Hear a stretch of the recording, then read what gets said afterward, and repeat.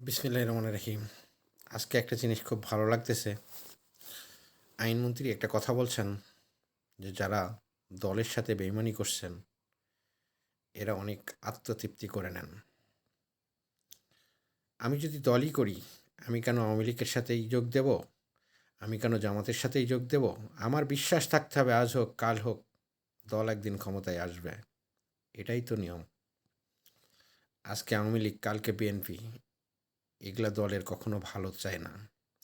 এমন মানুষ কখনো দলের শুভ কামনা করে না।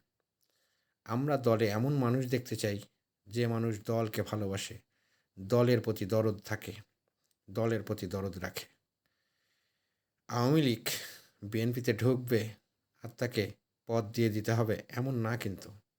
আওয়ামী লীগের জায়গায় রাখতে হবে। এটা মাথায় রাখতে হবে সবাইকে।